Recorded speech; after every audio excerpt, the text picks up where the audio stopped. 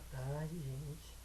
Devido à greve dos rodoviários, a monitoria de hoje teve que ser cancelada. Mas como nosso calendário aconteceu um pouco apertado e vocês vão refazer a prova da primeira unidade amanhã, eu resolvi fazer a monitoria online para que a gente adiante e não perca tempo, certo? E também para auxiliar vocês na prova de amanhã, tá bom? Desculpa se o áudio estiver um pouco baixo, mas peço que vocês tentem entender o máximo e ouvir o máximo. Também vou tentar falar o mais alto que eu posso também, mas eu tô um pouco gripado, tô me sentindo um pouco mal também. Então, espero que vocês possam entender esse meu lado também, tá bom? Então vamos lá, vamos iniciar com o assunto que seria da monitoria de hoje, que é a digestão e absorção. E depois vamos tratar sobre os outros assuntos, fazer um meio que um resuminho para a revisão da prova amanhã, tá bom? Vamos lá. Então, quais seriam os principais carboidratos da dieta? Os carboidratos podem ser divididos em monossacarídeos, disacarídeos, oligosacarídeos e os polissacarídeos. Como monossacarídeos, nós temos a glicose, frutose, galactose e manose.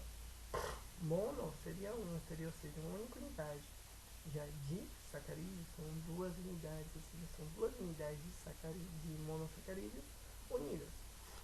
Os principais disacarídeos da dieta são a maltose, que é a junção da glicose mais glicose, sucralose, que seria a junção de uma glicose com uma frutose, e a lactose, que seria a junção da glicose com uma galactose. E os polissacarídeos são polímeros de glicose, ou seja, são vários monossacarídeos unidos, certo? E os principais da dieta são aqueles que são polímeros de glicose. Podem ser os homopolímeros de glicose ou os heteropolímeros de glicose, ou seja, os homopolímeros vão ser formados apenas por glicose. Homopolímeros de glicose, ou seja, polímeros, certo? São poliláticos, ou seja, polissacarídeos. Homopolissacarídeos ou homopolímeros dá a mesma coisa, certo?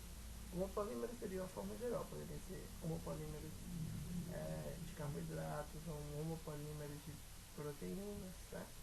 No caso, homopolímero de proteínas seriam vários aminoácidos unidos, certo? Então, os polissacarídeos vão ser os principais da dieta, são os polímeros de glicose, certo? Como o amido e a celulose. Poderiam ser homopolissacarídeos, que é formado por somente unidades, o mesmo tipo de monossacarídeos, ou heteropolissacarídeos, que é formado por dois ou mais tipos de monossacarídeos unidos. Tá? E um ponto importante é que os carboidratos devem ser digeridos até a menor unidade, que é os monossacarídeos, pois somente os monossacarídeos vão ser absorvidos. Então, e como ocorre a digestão do amido? Inicialmente, nós vamos ingerir o alimento, certo? Na nossa saliva vai estar presente a alfa-amilase salivar, ou também chamada de pitialina. A alfa-amilase salivar ela vai entrar em contato com o amido, fazendo com que o mesmo seja degradado em maltose, maltotriose e dextrina de limite alto. Contudo, como o substrato, no caso do alimento, passa pouco tempo em contato com a alfa-amilase salivar, a mesma não vai ser tão eficiente assim. O bolo alimentar então vai descer pelo esôfago, passar pelo esfíncter esofágico inferior, chegando no estômago. Tá? No estômago, o pH ácido do mesmo vai inibir a alfa-amilase salivar, e após isso o alimento, no caso o quimo, vai ser transferido para o duodeno.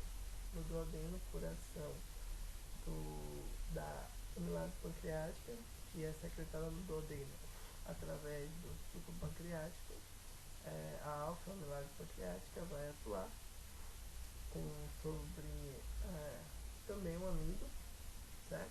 E como um amido passa mais tempo em contato com a alfa-amilase pancreática, a mesma vai ter uma maior eficiência na degradação do amido, certo?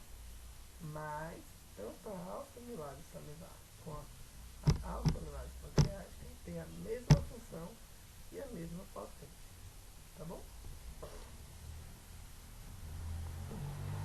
E qual seria a função dessas enzimas presentes na borda em escova? Certo? Essas enzimas elas vão quebrar os componentes que são, no caso, por exemplo, o amido. O amido, como a gente viu, ele é degradado em disacarídeo, trisacarídeo e polissacarídeo, no caso, respectivamente, a maltose, a maltotriose e as dextrinas de limite alto. Mas somente os monossacarídeos são absorvidos. Então, essas enzimas da borda escova vão converter esses de tri e polissacarídeos em monossacarídeos, certo? Para que esses monossacarídeos possam, enfim, ser absorvidos. Aqui nós temos como exemplo a glicomilase, a maltase, a isomaltase, a sacarase, a lactase, certo? Que vão auxiliar no processo de conversão desses polissacarídeos em monossacarídeos. Como temos, por exemplo, a alfa-dextrinase, como a gente viu a alfa-dextrina, as dextrinas de limite alfa, elas vão ser convertidas pela alfa-dextrinase em glicose. Já a maltase vai converter a maltose em glicose. A lactase vai converter a lactose em glicose mais galactose, certo? Esses são alguns exemplos, mas de uma forma geral é conversão de tri, poli, sacarídeos em monossacarídeos. Não sei se vocês ouviram no Facebook, mas não é o Face de vocês, é o Face daqui deles, tá bom? Então não saiam do vídeo pra ver se alguém falou com vocês ou se tem uma notificação feita, tá bom? E como seria o transporte desses monossacarídeos? Então, depois de toda essa conversão de poli, di, tri, oligo, sei lá, cada 4 de sacarídeo, eles vão ser convertidos em monossacarídeos, mas eles vão precisar ser o quê? Transportados. E como vai se dar esse transporte? O transporte para dentro do enterócito, que é a célula do intestino delgado, vai se dar de duas formas. Ou pelo GLUT5, que é um transportador exclusivo de frutose, ou então por um transportador dependente de sódio, que é o SGLT1, certo? Ele vai transportar a glicose e a galactose mediante ao transporte de sódio, certo? Seria então um cotransporte. Então vai ser, de uma forma geral, um transporte tipo secundário, pois não está diretamente ligado ou diretamente associado à hidrólise do ATP, certo? Mas essa energia gerada pela hidrólise do ATP vai auxiliar o processo, mas não ocorre diretamente a hidrólise do ATP. Bom? Então, o SGLT1 e o GLUT5 vão transportar esses monossacarídeos para o interior do enterócito. E do enterócito para o capilar, através da membrana basolateral, o GLUT2, que é um transportador de glicose, galactose e frutose, vai transportar esses monossacarídeos para os capilares sanguíneos. Agora nós vamos falar sobre as proteínas e depois sobre os lipídios, certo? Então, as proteínas, na maioria das suas vezes, elas são liberadas sob a forma de zimosina, que são formas inativas. No caso, nós temos a pepsina, que é uma das principais enzimas proteolíticas, certo? Ela é liberada sob a forma de pepsinogênio, certo? E por ação do HCl, o pepsinogênio, que ficou sob sua forma inativa, vai ser convertido em pepsina, que é a forma ativa. E qual seria a função da pepsina? A pepsina ela vai catalisar a digestão de proteínas, ou seja, uma enzima proteolítica, a lise de proteínas, e formando cadeias longas de aminoácidos oligopeptídeos e proteólicos. O pâncreas também secreta suas enzimas sobre a forma de primogênio, ou seja, sobre forma inativa. Nós temos o tripsinogênio, o quimetripsinogênio, a carboxipeptidase, a prolostase, certo? E eles vão ser convertidos em formas ativas. Não precisa gravar esses nomes não. O que a gente precisa entender é que, de uma forma geral, as enzimas pancreáticas são liberadas sob a forma de primogênio e elas precisam ser ativadas. A gente vai ver agora como elas são ativadas, mas esse exemplo aqui, a pepsina, que é ativada pelo HCl, certo? É necessário a gente saber mesmo, certo? Pepsinogênio é liberado, que é uma forma inativa, e o HCl presente no suco gástrico, ele vai atuar convertendo o pepsinogênio em pepsina, certo? Por isso que a atividade da pepsina é restrita ao estômago, tá bom? Então, como vai ocorrer a ativação dessas outras enzimas, essas enzimas proteolíticas presentes no pâncreas? Vamos lá. Opa. No caso, a enteroquinase vai converter o tripsinogênio em tripsina, que é a forma ativa. E a tripsina, por sua vez, vai converter essas formas inativas em formas ativas. Ou seja, enteroquinase converte o tripsinogênio em tripsina. A tripsina vem e converte todas essas formas inativas em formas ativas, certo? Até o próprio tripsinogênio ela vai converter em mais tripsina, certo?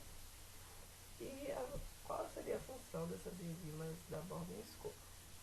No caso, essas enzimas da Born-Escova vão transformar os oligopeptídeos em tripeptídeos, dipeptídeos e aminoácidos. Diferentemente dos carboidratos, que são absorvidos somente sob a forma de monossacarídeos, as proteínas podem ser absorvidas sob a forma de tripeptídeos, dipeptídeos e aminoácidos. Certo? Certo?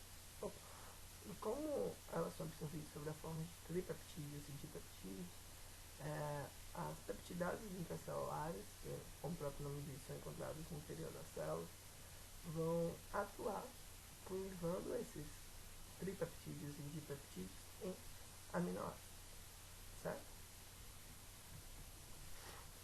E agora vamos falar um pouco sobre os lipídios.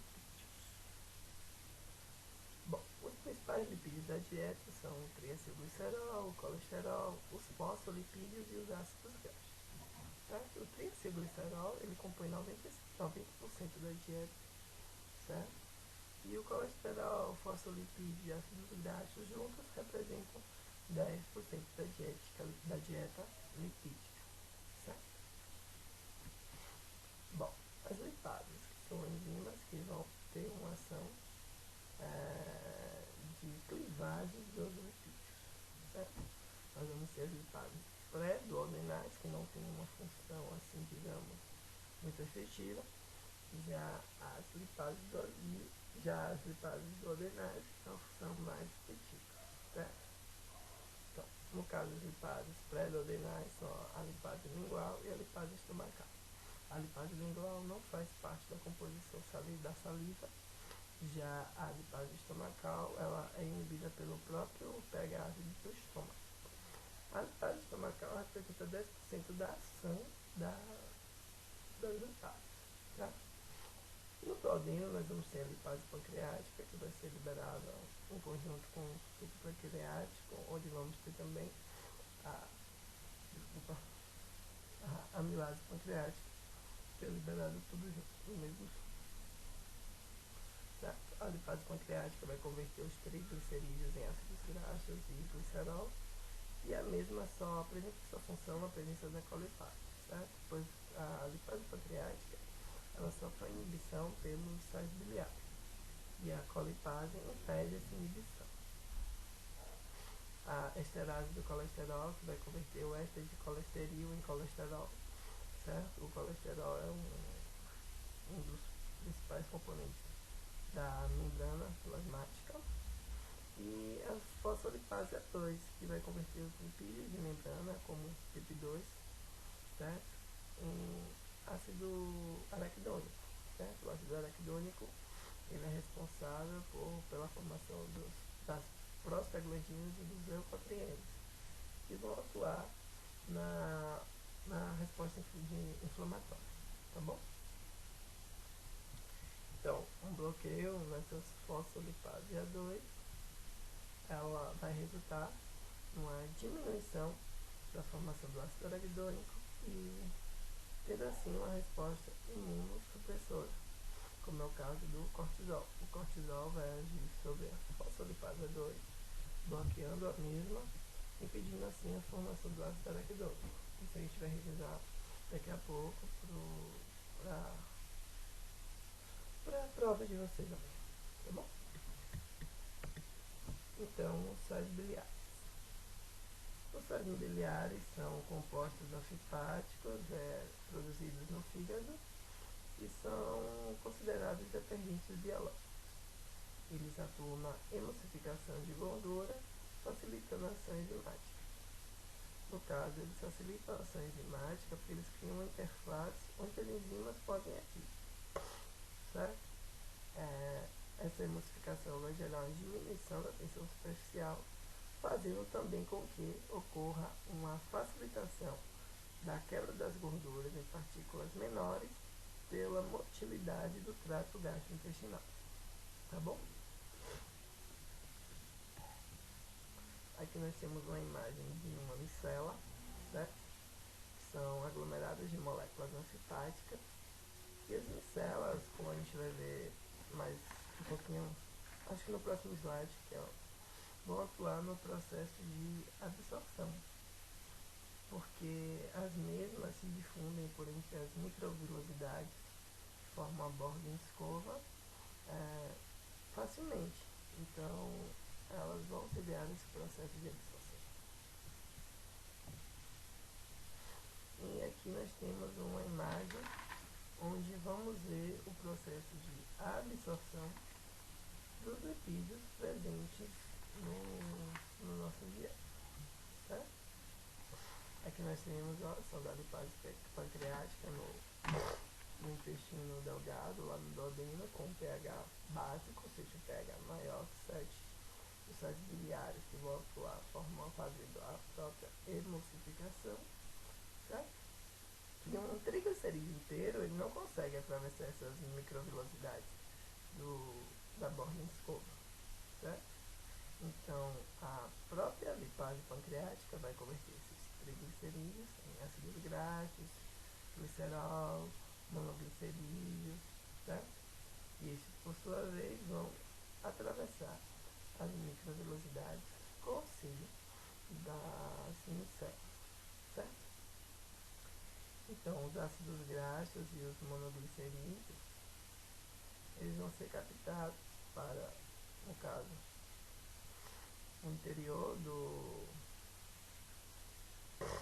da borda escova, ou seja, vão atravessar essas microvelocidades da borda escova e vão ser captados para o retículo endoplasmático líquido, onde serão transformados em triglicerídeos, ou seja, eles não podem entrar como triglicerídeos, mas então, como o triglicerídeo não atravessa a microvelocidade, o mesmo é convertido em ácido graxo e monoglicerídeo.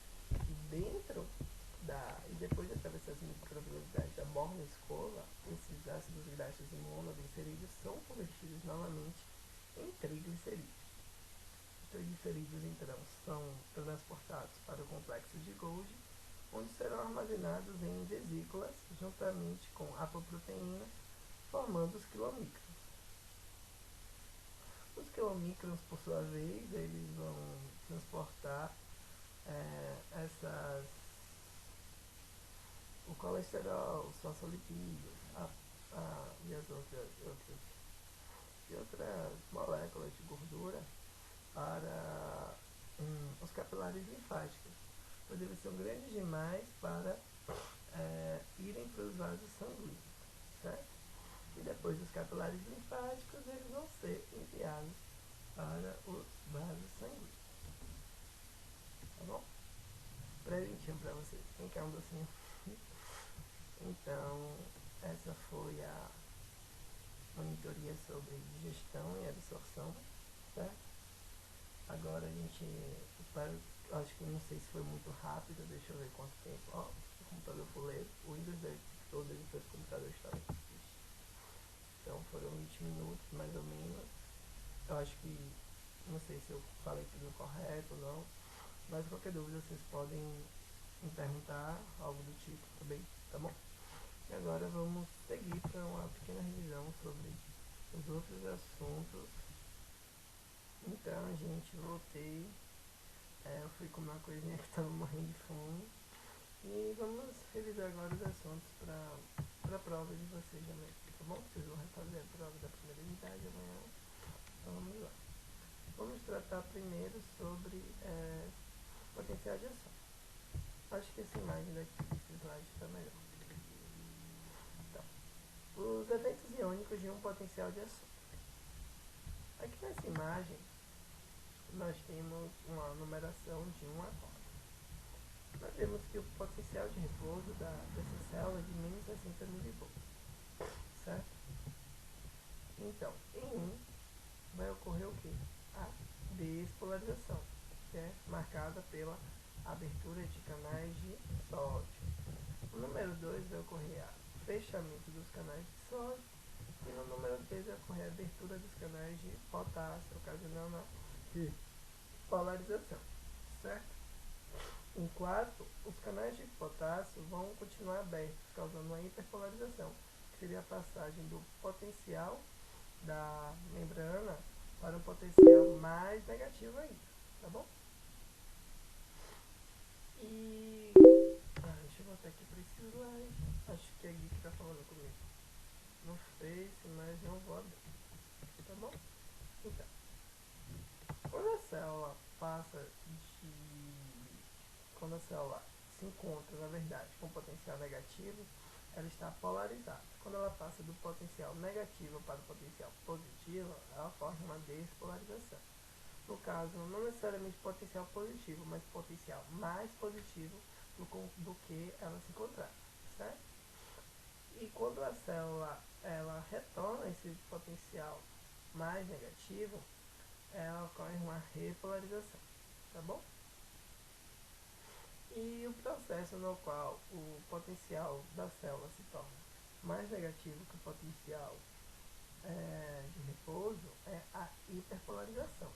E nesse caso, na hiperpolarização, torna-se mais difícil atingir o limiar, certo? Mas o que é o limiar? O limiar seria o estímulo mínimo necessário para se atingir o potencial de ação.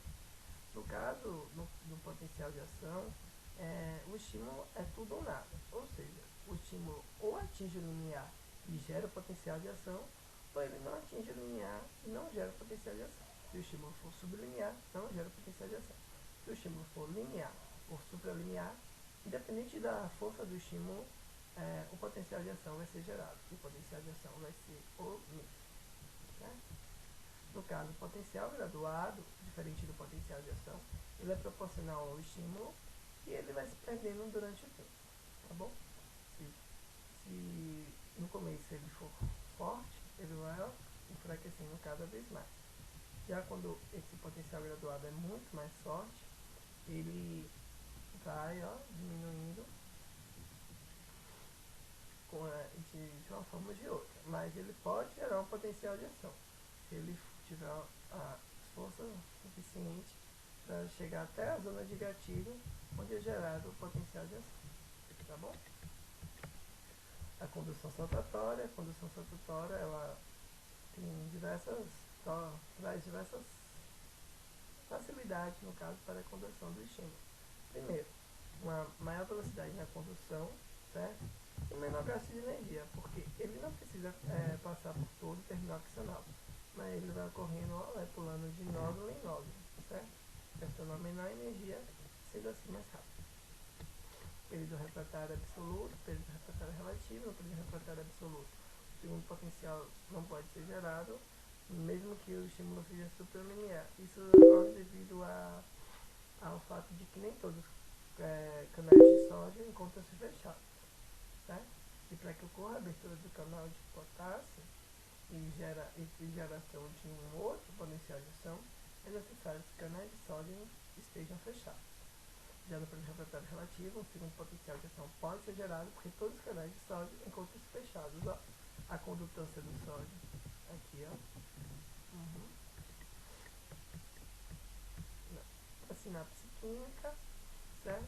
Então, nós temos um terminal pré-sináptico, um terminal pós-sináptico e uma fenda sináptica. No caso, um potencial de ação vai... Então, isso mesmo. Deixa eu organizar. Pronto. Inicialmente vai ocorrer a abertura dos canais de sódio, levando a uma despolarização do terminal pré-sináptico, tornando o mesmo mais positivo, fazendo com que haja abertura dos canais de cálcio dependentes de voltagem. Esses canais de cálcio dependentes de voltagem vão se ligar a receptores que vão ocasionar a liberação de vesículas que contêm neurotransmissores. Essas vesículas vão, com auxílio de proteínas de ancoragem, se fundir com a membrana do terminal pré-sináptico e por osmose liberar esses neurotransmissores na fibra sináptica. Os neurotransmissores, por sua vez, vão se ligar a receptores, podendo ser receptores metabolotrópicos ou ionotrópicos. Metabolotrópicos vão levar à ativação de segundos mensageiros, como a fosfolipase C e a adenilciclase. Já os receptores metabolotrópicos ou ionotrópicos vão levar à abertura de canais iônicos. Se for um PPSE, que é um potencial pós-sináptico excitatório, vai ocorrer a abertura de canais de sódio. Se for PPSI, que é um potencial pós-sináptico inibitório, vai levar a abertura de canais de fluorito, certo? Que nós temos uma imagem mostrando os receptores metabotrópicos e ionotrópicos. Deixa eu ver o que mais.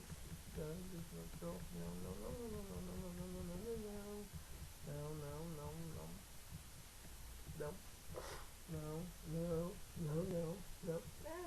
Músculo livre é dessa unidade. Agora, do motilidade. Então vamos falar sobre o músculo esquelético. Ai meu Deus, socorro, eu não quero morrer. Então, quais são os constituintes do músculo esquelético? O sarcômero é a unidade contrátil e ele é formado por filamentos grossos, que são, por sua vez, constituídos por miosina, e por filamentos finos, que são formados por actina, troponina e tropomiosina. A troponina seria uma junção de 3 proteínas, ou seja, um complexo enzimático, ou um complexo proteico, certo? Enzimático não, porque não é enzima, então um complexo proteico. Nós vamos tratar essa troponina como se fosse uma única proteína com 3 subunidades. A subunidade T, a subunidade I e a subunidade C. A subunidade T tem afinidade pela tropomiosina, a subunidade C, afinidade pelo cálcio, e a subunidade I pelo que sobrou, que é a actina. Então vocês podem associar as letras com quem ela tem afinidade. E o retículo sarcoplasmático, no caso do músculo esquelético, é a principal fonte de cálcio para a contração. Tá bom? Então, a troponina cobre os sítios de ligação da actina com a miosina, certo? Então, na presença do complexo troponina-tropomiosina, a cabeça da piosina não consegue se ligar ao sítio da actina para promover a contração.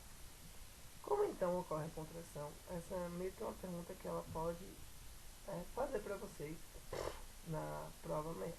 Então, para que a miosina se ligue à actina, é necessário que a tropomiosina seja deslocada, liberando o sítio de ligação da miosina com a actina. E para que isso ocorra, é necessário que o cálcio se ligue a troponina C, fazendo com que a tropomiosina seja deslocada, permitindo que a miosina, no caso a cabeça da miosina, se ligue à actina e promove o tracionamento, ocorrendo a contração. Certo? Então aqui inicialmente nós temos a cabeça da miosina, que apresenta uma função ATPásica. A cabeça da miosina, então, ela tem a função ATPásica, ela vai clivar o ATP, formando ADP mais fosfato inorgânico. Essa clivagem do ATP energiza a cabeça da miosina, permitindo com que a mesma se ligue à actina, promovendo a contração. Mas para ela se ligar à actina, é necessário que ocorra o deslocamento dos filamentos de tropomiosina através da ligação do cálcio na subunidade C da troponina, tá bom? Então ocorre inicialmente a clivagem do ATP em ADP mais fosfato inorgânico, dando maior estabilidade e energização da cabeça da miosina. Vão ser liberados os sítios da actina, que estão cobertos pela tropomiosina através da ligação do cálcio com a troponina C, certo?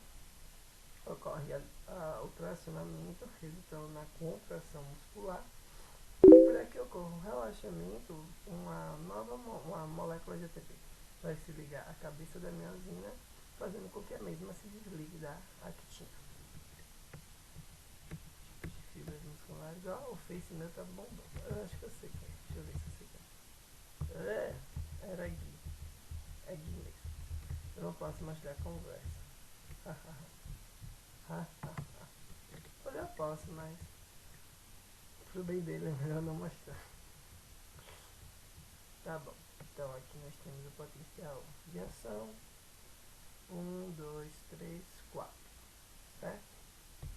Então, no 1 vai ocorrer o processo de despolarização, que vai ser a abertura dos canais de sódio. Em 2 vai ocorrer o fechamento dos canais de sódio para que os canais de potássio possam se abrir. Em 3, resultando na repolarização. Certo? 1. Despolarização, abertura dos canais de sódio. 2. Fechamento dos canais de sódio. 3. Abertura dos canais de potássio, que é a repolarização. E 4 seriam os canais de potássio continuam abertos, certo? Causando uma interpolarização, certo? Que seria a passagem no potencial mais negativo que o potencial de a sinapse química, como a gente falou, que é a abertura dos canais de sódio. Os canais de sódio vão tornar a membrana terminal pré-sináptico mais positiva, fazendo que haja abertura de canais de cálcio dependentes de voltagem. Os canais de cálcio dependentes de voltagem vão fazer com que vão ser abertos e o cálcio vai entrar, se ligando a receptores, e esses receptores vão liberar vesículas que contêm neurotransmissores e com auxílio de proteínas de coragem, essas vesículas vão se fundir com a membrana terminal pré-sináptica, levando à exocitose desses neurotransmissores na fibra sináptica, ligando-se a receptores. Os receptores podem ser metabotrópicos ou ionotrópicos, como a gente já falou. Ionotrópicos vão levar a abertura de canais iônicos, o PPSE, que é potencial pós-sináptico excitatório, vai abrir canais de sódio. PPSI, que é o inibitório, abrir abertura de canais de cloreto. Já dos metabotrópicos vão ativar a seguinte mensagem. Certo? Tá. Nós temos que no parasimpático, o terminal pré-ganglionar é mais longo e o terminal pós-ganglionar é mais curto. Já no simpático, o terminal pré-ganglionar é mais curto e o pós-ganglionar é mais longo. Certo? No parasimpático, o neurotransmissor secretado pelo terminal pré-ganglionar é a acetilcolina. E no simpático também. O receptor também é o mesmo, que é o receptor nicotínico. Já no terminal pós-ganglionar, o neurotransmissor liberado é a acetilcolina e o receptor é o receptor muscarínico. Já no simpático, o neurotransmissor liberado é a noradrenalina. Esses receptores são receptores alfa e beta-adrenérgicos. No caso, com exceção das glândulas salivares, glândulas sudoríparas e o endotélio de alguns vasos são exceções. No caso, em vez da noradrenalina, é a acetilcolina que é liberada no simpático. Tá bom? E uma questão, que foi uma questão do roteiro nosso, de monitoria, que caiu na prova, falava sobre um paciente com cólicas intestinais, e esse paciente apresentava dores devido a suas contrações gastrointestinais. E a pergunta era por que a utilização de drogas do tipo atropina é eficiente no tratamento deste paciente. No caso, a atropina é um alcaloide, certo? Ele seria um fármaco extraído da tropa belladonna, também conhecida como belladonna. O mesmo, ele vai se ligar ao receptor muscarínico, bloqueando a ligação da acetilcolina com esse receptor muscarínico, gerando assim uma diminuição das contrações do músculo liso e com isso diminuição das contrações intestinais e com isso vai ocorrer a diminuição da cólica sentida por esse paciente, certo? Então a resposta seria essa. Por que a utilização de drogas do tipo atropina é eficiente no tratamento desse paciente? Porque as drogas do tipo atropina, que é um alcaloide, acarretam no bloqueio do receptor muscarínico, fazendo com que a acetilcolina não consiga se ligar ao mesmo, diminuindo assim as contrações intestinais e concomitantemente a cólica, certo? Bloqueio, fechou. Outra questão trabalhada na monitoria que caiu na... Desculpa, tive que interromper a gravação, mas já tô de volta. Deixa eu voltar. Gui de novo no Face. Então, ela me chamou também lá na sala, tive que falar com ela, mas vou continuar aqui, tá bom? Acho que essa questão a gente já trabalhou, vamos tratar sobre ela. Então, a questão diz que foram estudados 71 agricultores residentes no Distrito Federal. Os mesmos foram intoxicados por uma substância que ainda não foi detectada e tinham baixos níveis de acetilcolinesterase. Discuta as consequências dessa intoxicação, destacando os possíveis efeitos sobre o músculo esquelético, clavícula intestinal e coração. No caso, essa substância, como tinha um baixo nível de acetilcolinesterase, destruiu essa enzima que degrada a acetilcolina em colina e a acetilcolina é recaptada para o terminal pré-sináptico, certo? Como essa acetilcolinesterase não se encontra, ou seja, se encontra em níveis baixos, a acetilcolina não vai ser degradada em colina e vai permanecer acumulada na fibra sináptica. E qual vai ser os efeitos, no caso, as consequências disso sobre o músculo esquelético, trato gastrointestinal e o coração? Sobre o coração vai ocorrer a bradicardia, certo? Que vai diminuir a frequência cardíaca. Sobre o músculo esquelético, o mesmo vai ter um aumento da sua atividade e o trato gastrointestinal também vai ocorrer um aumento da motilidade. Tudo isso é controlado pelo simpático, certo? Isso vai ocorrer por causa do acúmulo mesmo da acetilcolina na fenda sináptica, devido aos baixos níveis de acetilcolinesterase. Agora, essa questão, ela disse que, considerando, também foi trabalhada na monitoria como anterior, e caso também caiu na prova, tá? Considerando a doença autoimune, cujo anticorpos ligam-se a alguns receptores colinéticos e nicotínicos do músculo esquelético, sugira e explique um medicamento que possa melhorar a resposta muscular do paciente. No caso, essa doença autoimune, ela vai diminuir a quantidade de receptores presentes para que a acetilcolina se ligue. Um medicamento que possa atuar sobre isso seria um medicamento que bloqueia a acetilcolinesterase. Já que a gente tem uma baixa quantidade de receptores, a acetilcolinesterase vai fazer o quê? Degradar a acetilcolina, diminuindo a quantidade de acetilcolina. Só que nós precisamos que essa acetilcolina esteja aumentada, porque a quantidade de receptores está diminuída. Então, se a gente bloqueia a acetilcolinesterase, vai ocorrer um acúmulo de acetilcolina na fibra sináptica, e nesse caso vai surgir, melhorar a resposta muscular desse paciente. A resposta não vai ser aumentada em excesso, porque os níveis de receptores estão baixos, mas ela vai ser aumentada para um nível normal. Pode não ser assim controlado, tá bom? E essa questão que era para completar a tabela, no caso sobre o coração, intestino, pupila, glândula sudorípara e a glândula salivar. Qual seria a ação simpática e a ação parasimpática, certo? No coração, vamos ter a ação simpática, a taquicardia, e a parasimpática, a bradicardia. Taquicardia seria o aumento dos batimentos cardíacos, e a bradicardia é a diminuição dos batimentos cardíacos. O intestino não tem controle simpático e a ação parasimpática aumenta a motilidade. A pupila, pela ação simpática, vai sofrer amidríase e pela ação parasimpática, miose. A glândula sudorípara somente tem ação simpática, que no caso vai ocorrer a sudorese, e diferente como, deixa eu voltar, daquela, acho que é aqui, ó, simpático, normalmente seria o que, ó? A noradrenalina. Mas no caso da glândula sudorípara é a acetilcolina, como está mostrando aqui na imagem, certo? E, deixa eu voltar, a glândula glândula salivar, na ação simpática vai ter uma saliva viscosa e a ação parasimpática uma saliva aquosa, tá bom?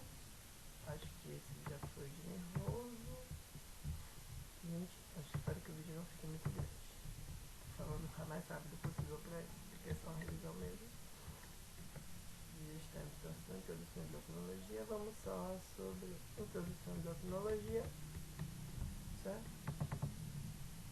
E depois nós partimos para adrenal. A introdução vai ser rapidinho mesmo, porque não caiu muita coisa. A prova caiu, mas tipo, foi 2 questões no máximo.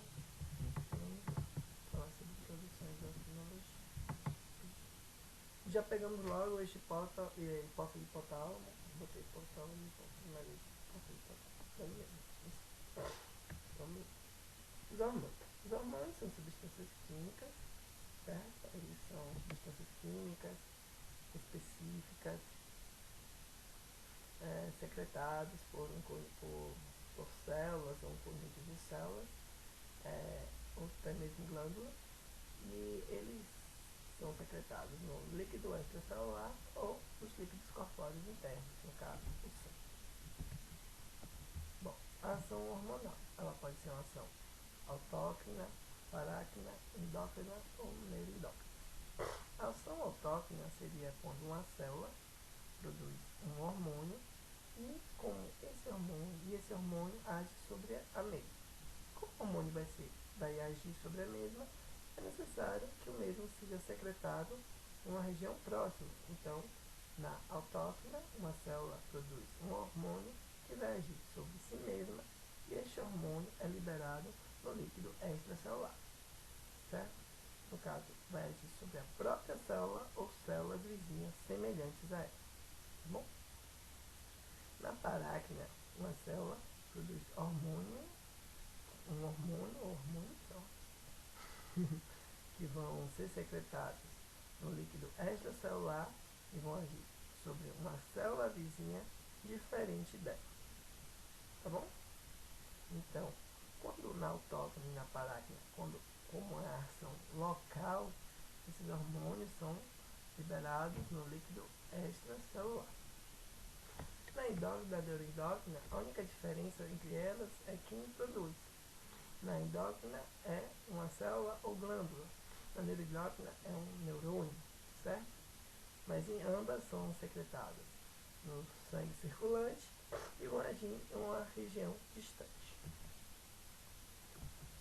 Nós vamos tratar um pouco sobre hormônios peptídicos e esteroides, as catecolaminas e a tirosina, certo?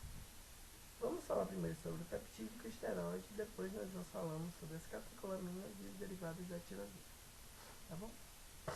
Vamos lá. Os hormônios peptídicos, eles precisam ser sintetizados a síntese e armazenamento. Todos precisam sintetizar. O hormônio peptídico, ele é um hormônio hidrossolúvel e o hormônio esteroide lipossolúvel. Então vamos sempre falar hidrossolúvel e lipossolúvel. Vamos fazer todas essas comparações baseadas na lipossolubilidade ou na hidrossolubilidade do hormônio, tá bom? O hormônio peptídico é hidrossolúvel. Se ele é hidrossolúvel, ele atravessa facilmente a membrana plasmática? Não, a membrana plasmática é composta por uma membrana uma bicamada fosfolipídio proteica. maior composição é formada por lipídios.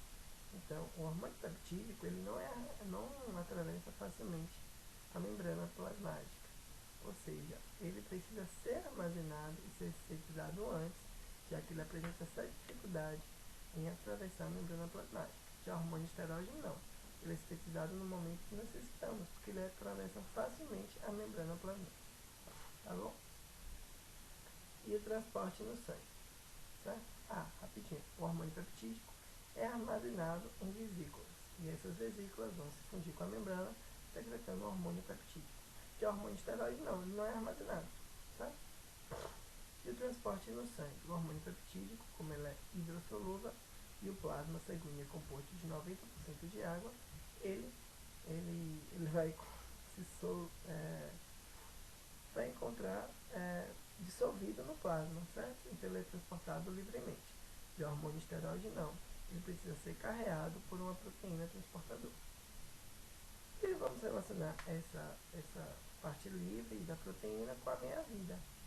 No caso, um hormônio que é transportado livremente, ele vai ter uma meia-vida menor do que um hormônio que é transportado por uma enzima. Ou, no caso, por uma proteína transportadora. Certo? Isso porque a proteína transportadora diminui a ação do metabolismo sobre o hormônio, dando a ele uma meia-vida maior. E o que é meia-vida? Meia-vida é o tempo necessário para que metade da quantidade do hormônio seja metabolizada. E o hormônio peptídico, por ser hidrossolúvel, ele vai atravessar facilmente a membrana plasmática? Não. Então, seu receptor vai se localizar na membrana, certo? Da célula. Já o hormônio esteroide, o receptor, vai se localizar no interior da célula. No caso do esteroide, é no citoplasma, mas o derivado de aminoácidos, no caso da tirosina, vai ser no núcleo, certo? Essas partes aqui não vamos falar para adiantar. E hormônios, exemplos de hormônio peptídico, os hormônios da adeno e hipófise, certo? Prolactina, TSH, FSH, LH, GH, ACTH, certo? E hormônios esteroides nós temos hormônios sexuais, testosterona, progesterona, certo? No caso, as catecolaminas são estruturalmente semelhantes aos hormônios peptídicos. Então, tudo o que a gente falou sobre os hormônios peptídicos, serve para as catecolaminas. Já, os hormônios esteroides têm uma semelhança derivada da tirosina, então uma semelhança estrutural com os hormônios esteroides. Então, tudo que falamos sobre os hormônios esteroides também servem para os derivados de aminoácidos, no caso da tirosina. Então, catecolaminas semelhantes aos peptídicos, tirosina semelhantes aos esteroides. Catecolaminas nós temos a noradrenalina e a adrenalina, como exemplo, e da tirosina nós temos T3 e T4. Nós já falamos sobre o transporte hormonal, meia-vida, localização de receptores naquela tabelinha, mecanismo de ação. Então, nós vamos falar, deixa eu adiantar, falar aqui sobre o hormônio esteroide. Então, basicamente, o hormônio esteroide, como ele é lipossolúvel, ele atravessa facilmente a membrana plasmática e se liga ao receptor presente no citoplasma, certo? Esse receptor presente no citoplasma vai se deslocar até o núcleo, levando a transcrição gênica. Só voltando aqui rapidinho, os derivados da tirosina, o receptor vai ser encontrado diretamente já no núcleo, certo? Do esteroide não, do citoplasma. Falamos da ação do esteroide e vamos falar do peptídico. Nós temos dois tipos de ação dos hormônios peptídicos. Ativando a fosfolipase C ou ativando a adenilciclase. De uma forma geral, o início vai ser o mesmo. Nós temos a proteína G, que é formada por três subunidade alfa, beta e gama. Quando ela encontra-se inativada, a subunidade alfa encontra-se ligada ao ADP. No caso, quando o hormônio se liga ao receptor, ele causa uma alteração estrutural no mesmo, fazendo com que a proteína G se ligue ao receptor e o ADP presente na subunidade alfa é trocado por ATP, fazendo com que a subunidade alfa se dissocie, ativando ou a adenilciclase ou a fosfolipase C. Se ativar a adenilciclase, ela vai converter ATP em AMP cíclico, certo? Esse AMP cíclico vai ativar a proteína quinase A, que vai fosforilar proteínas, causando as ações fisiológicas. No caso, se ativar a fosfolipase C, ela vai converter fosfolipídios de membrana em diacilglicerol e IP3.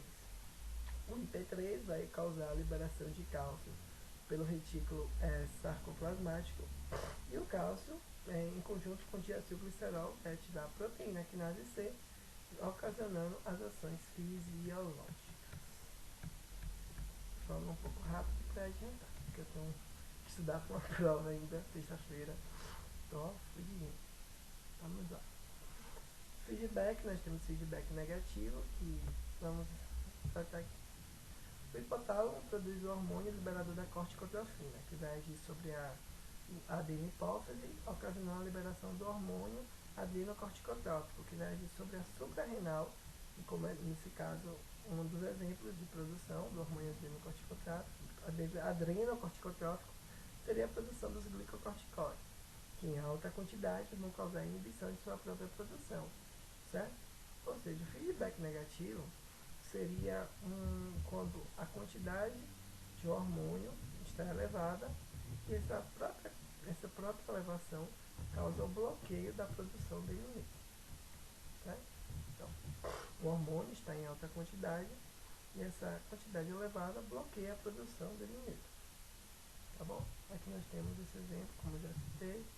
O hipotálamo produz o hormônio liberador da corticotrofina, já aí sobre a adenopófise. A adenopófise vai produzir o hormônio adrenocorticotrópico, que vai agir sobre a córtex adrenal, e como um dos hormônios produzidos por ele vai ser os glicocorticoides, que temos, por exemplo, o cortisol. O cortisol em excesso vai proporcionar o bloqueio da sua própria produção, inibindo a glândula pituitária, no caso a adenopófise, e o hipotálamo. Se inibir o hipotálamo, não produz CRH. Se não produz CRH, não estimula a adenopófise a produzir ACTH. Se não produz ACTH, consequentemente não produz cortisol, que é um glicocorticoide. Feedback positivo, um exemplo nós vamos dar aquele que a professora Luciana deu, nossa aula da ocitocina. Na hora do parto, quanto mais ocitocina liberada, maior contração, maior necessidade de ocitocina. E vai formando aquele ciclo vicioso. Então, o feedback positivo é como se fosse um ciclo vicioso, certo? Up, down, regulate. Up regulate seria um aumento da quantidade de receptores e down regulate seria a diminuição da quantidade de receptores. Então, aqui nós temos o eixo hipófise e hipotálamo. O hipotálamo encontra-se conectado à hipófise pelo pendúculo hipofisário. E nós temos que a hipófise é dividida em três lóbulos: hipófise anterior, que é a adenopófise, hipófise posterior, que é a neurohipófise, e a hipófise intermediária, certo? O hipotálamo apresenta um controle direto sobre a hipófise posterior, uma vez que a mesma não produz seus próprios hormônios. Os hormônios da hipófise posterior ou neurohipófise é produzido pelo hipotálamo, ela somente armazena e secreta esses hormônios. Então, o hipotálamo tem um controle direto sobre os hormônios da neurohipófise. Já o hipotálamo, por exemplo, controla indireto sobre os hormônios da hipófise anterior ou adenopófise. Uma vez que o hipotálamo vai produzir os hormônios hipofisiotrópicos, que são hormônios que agem sobre a adenopófise, estimulando a produção de hormônios da adenopófise, sendo assim um controle indireto.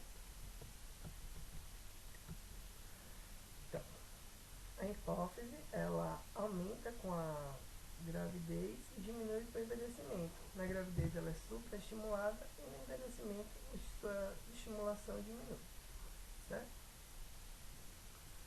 Vamos tratar agora, vamos ver que a adenopófise tem 6 hormônios: o hormônio do crescimento, o GH, o hormônio adrenocorticotrópico, o ACTH, o hormônio estimulador da tireoide, TSH, os hormônios gonadotrópicos, FSH e LH, e a prolactina, certo? O alfa, o MSH é um hormônio da hipófise intermediária, que é liberado em conjunto com a ACTH, que a gente vai ver um pouquinho mais à frente. A ocitocina e o ADH são hormônios da neurohipófise. Eles são produzidos pelo hipotálamo e armazenados e secretados pela neurohipófise. A ocitocina é produzida pelo núcleo paraventricular e o ADH é produzido pelo núcleo supraóptico, tá bom? nós temos os hormônios hipófisiotrópicos. TRH, que é o hormônio liberador da prolactina, TRH, que é o hormônio liberador da tireotrofina, o CRH, que é o hormônio liberador da corticotrofina, o GHRH, que é o hormônio liberador do hormônio do crescimento, o GHIH, que é o hormônio inibidor do hormônio do crescimento, o GNRH, que é o hormônio liberador das gonadotropina. O GNRH, ele tem pulsações de 1 em 1 hora, liberando assim o LH, e pulsações de 3 em 3 horas, liberando assim o FSH, certo? O hormônio inibidor da prolactina, ele não tem tanta eficiência assim, ou seja, não, desculpa, o hormônio inibidor da prolactina não tem eficiência. O hormônio liberador da prolactina, desculpa, eu tô passando mal aqui. O hormônio liberador da prolactina, ele não tem tanta eficiência assim, certo?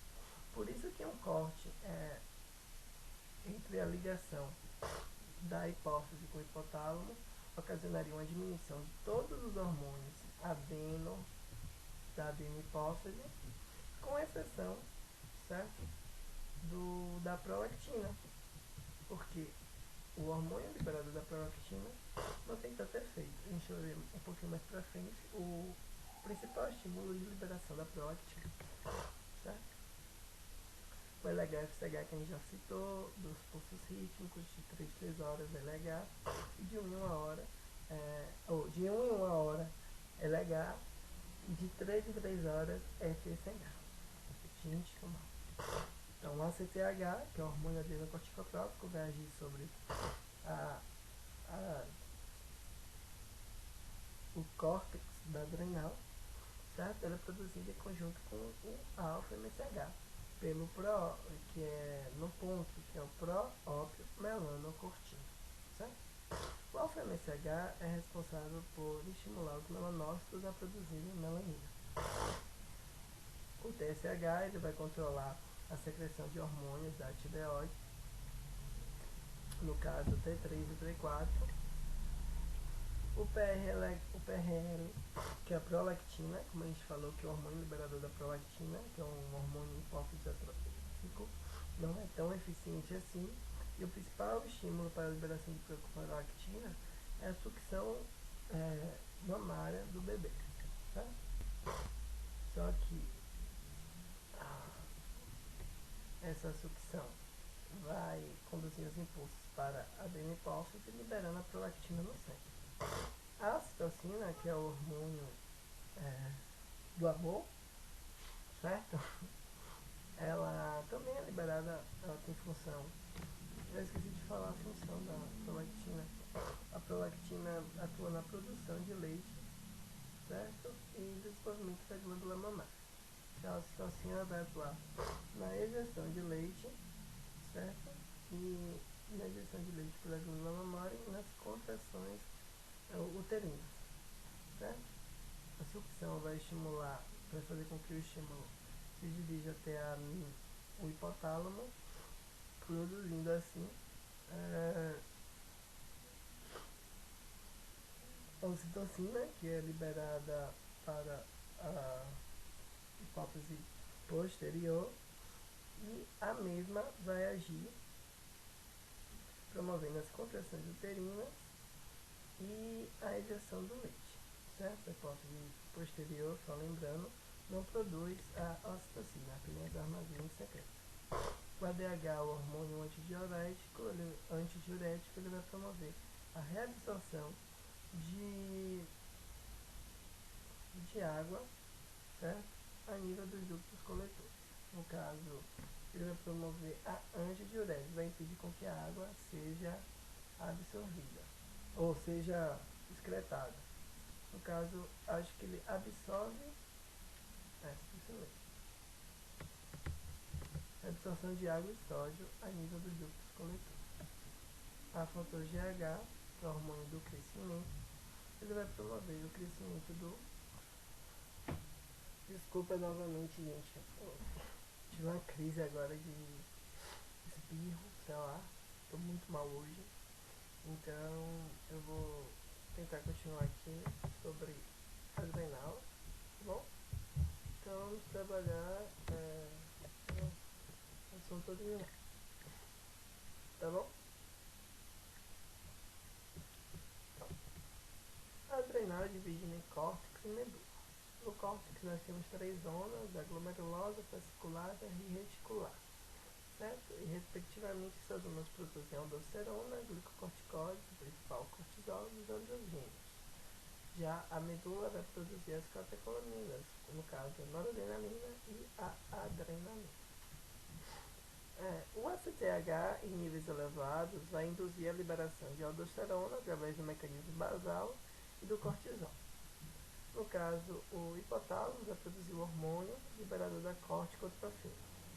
Esse hormônio liberador da corticotrofina vai agir sobre a adenohipófise, estimulando a liberação de ACTH, que é o hormônio adrenocorticotrófico, que vai agir sobre o córtex da suprarrenal, e uma dessas funções é a produção do cortisol, que em quantidades elevadas vai realizar um feedback negativo, bloqueando a produção do mesmo pela adenohipófise ou pelo hipotálamo, tá bom? E a aldosterona também é produzida através desse mesmo processo, só que esse mecanismo é um mecanismo muito basal, tá bom? O cortisol é liberado em situações de estresse e a aldosterona é liberada em situações de hipovolemia e hipertensão, ou quando a concentração de potássio plasmático aumenta, ou quando a concentração de sódio plasmático diminui, tá bom? E o mecanismo mais importante para a liberação de aldosterona é pelo sistema renina, angiotensina, aldosterona, certo? Como funciona esse sistema? Nós temos que o aparato justaglomerular vai produzir a renina, certo? A renina é uma enzima que vai converter o angiotensinogênio em angiotensina 1, tá bom? A angiotensina 1 vai ser convertida em angiotensina 2 pela ECA, que é a enzima conversora da angiotensina. A angiotensina 2, pelo próprio nome, anjo, vaso, tensina, tensão, vai ocasionar uma vasoconstricção, fazendo com que ocorra o quê? Uma diminuição do diâmetro sanguíneo, certo? Ocorre uma diminuição do diâmetro do vaso sanguíneo, vai ocorrer um aumento do fluxo sanguíneo, um aumento da pressão sanguínea, certo? Como vemos aqui na imagem, a angiotensinogênio é convertida em angiotensina 1 pela renina, a angiotensina 1 é convertida em angiotensina 2 pela ECA, que é a enzima conversora da angiotensina. A angiotensina 2 tem como uma das funções promover a vasoconstricção e a outra é promover a liberação de aldosterona, certo? Que em conjunto com a vasoconstricção, que vai ocasionar um aumento da pressão sanguínea, a aldosterona vai fazer com que ocorra uma retenção de água e, consequentemente, vai promover uma retenção de sódio, aumentando assim, em conjunto com a vasoconstricção, a pressão arterial, certo?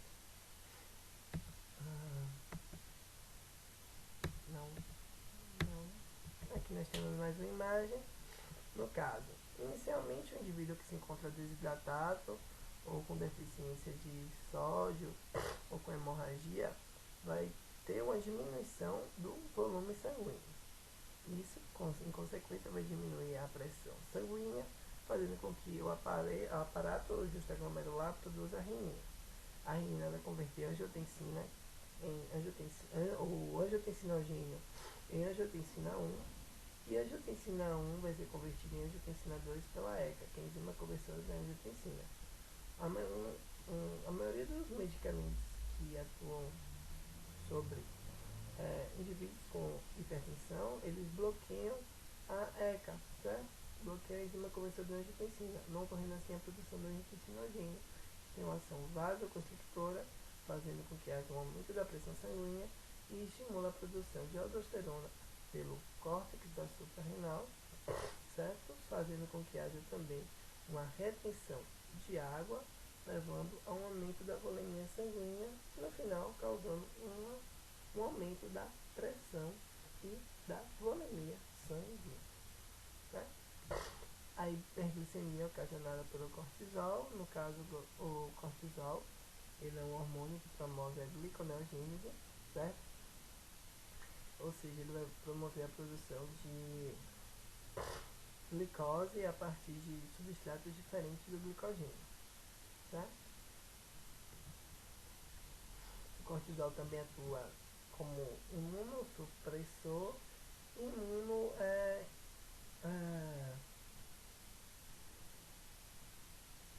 imunossupressor e anti-inflamatório, no caso.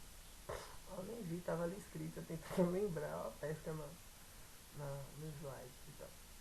Imunossupressor porque ele vai ocasionar o bloqueio da formação de diversos células e diversas células que atuam na resposta imune, e anti-inflamatório porque ele vai bloquear a produção do ácido araquidônico e também de outras substâncias que são responsáveis pela resposta inflamatória, certo? Se ele bloqueia a produção de ácido araquidônico, ele vai bloquear a produção de ciclooxigenase e a produção de prostaglandinas pela conversão do ácido araquidônico em prostaglandinas pela ciclooxigenase e a produção dos leucotrienos. A gente toma, tá bom? Não. O hipercortisolismo secundário, no caso, vai ser ocasionado pela produção excessiva de ACTH e, em conjunto com a ACTH, é produzido o alfa-MSH. O alfa-MSH estimula a produção de melanina pelos melanócitos. Acho que a adrenal deu uma resumida bem grande, que eu tô precisando ser restaurada aqui, porque tá difícil. E vamos falar um pouquinho de gônadas, tá? Acho que essa parte não é necessária. Vamos começar aqui nessa parte de genética, tá bom? Tá. XX e XY. O sexo cromossômico qual a palavra mesmo? É identificado através do cariótipo XX ou XY. Se o indivíduo tem um cariótipo XX, ele é considerado mulher. Se tem um cariótipo XY, ele é considerado homem, certo? Mas não existe somente esse tipo de sexo, no caso, sexo cromossômico, que é dado pelo XX ou pelo XY. Nós temos o sexo gonático, que é dado, acho que gonático, deve ter acento, não sei. Eu não sou bom em português, então não sei se tem acento. O sexo gonático é dado pela gônada, se o indivíduo apresenta testículo ou ovário. Sexo fenotípico é as características sexuais secundárias apresentadas pelo indivíduo. E identidade sexual, que eu acho que é o mais importante, que é como o indivíduo se vê, certo? Como ele se enxerga no mundo. Que, diferente dos outros três tipos de sexo, não é algo imposto pela sociedade. É a forma a qual o indivíduo enxerga o mundo e se enxerga no mundo, tá bom? No cromossomo Y, normalmente nós vamos ter o gene SRY, que vai produzir uma proteína SRY, que vai ser responsável pela formação das células de Leydig e das células de Sertoli. A gente vai ver um pouquinho mais pra frente, certo? Aqui nós temos uma imagem mostrando que um cariótipo XX não necessariamente faz com que o indivíduo tenha um sexo gonático ou sexo fenotípico ou identidade sexual mas feminina, e nem o sexo XY faz com que o indivíduo tenha uma identidade ou um sexo gonádico ou masculino, isso mesmo. Então vamos falar sobre desenvolvimento genital. O desenvolvimento genital feminino e masculino é um pouquinho diferente. Somente nesse ponto as mulheres são mais simples que os homens. Só. Do resto é tudo muito complexo, mulher. Deus é mais.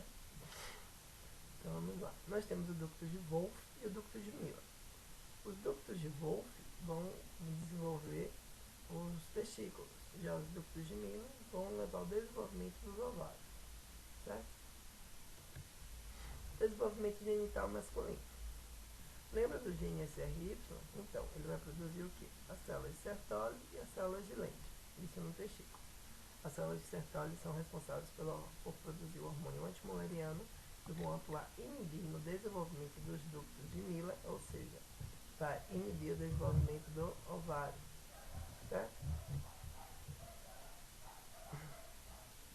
E as células de Leydig, certo? Que vão produzir a testosterona.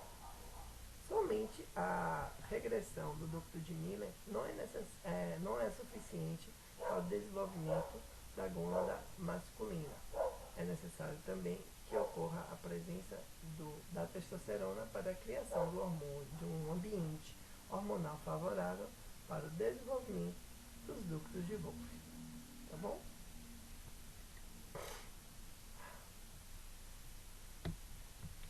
Então, sexo masculino, gene SRY. Gene SRY, produção de células Sertoli e células de Leydig no testículo.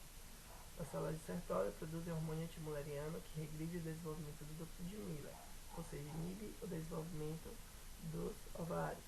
E a testosterona, produzida pelas células de Leydig, produz um ambiente hormonal favorável para o desenvolvimento dos ductos de Wolff, promovendo assim o desenvolvimento das gônadas masculinas, gerando um fenótipo masculino. E qual seria a função do DHT? Certo? O DHT ele é responsável pelo desenvolvimento da genitália masculina externa, certo? E a testosterona é responsável pelo desenvolvimento da genitália masculina interna. A 5-alfa-redutase é uma enzima que vai converter a testosterona em dihidrotestosterona. Então, é fundamental a presença da 5-alfa-redutase para o desenvolvimento da genitália masculina externa, certo? Porque somente o DHT tem a capacidade de desenvolver a genitália masculina externa, enquanto que a testosterona é responsável pelo desenvolvimento da genitália masculina interna. O desenvolvimento genital feminino ocorre na ausência do gene SRY. Se não tem SRY, não tem células de Leydig, não tem células de Sertoli, não ocorre a inibição do ducto de Miller, não ocorre a presença de um ambiente hormonal favorável para o desenvolvimento do ducto de Wolff. Então, os ductos de Miller se desenvolvem, levando à formação do fenótipo feminino. E vamos, acho que essa é a última parte do slide. Desculpa novamente, minha mãe me chamou rapidinho, de novo.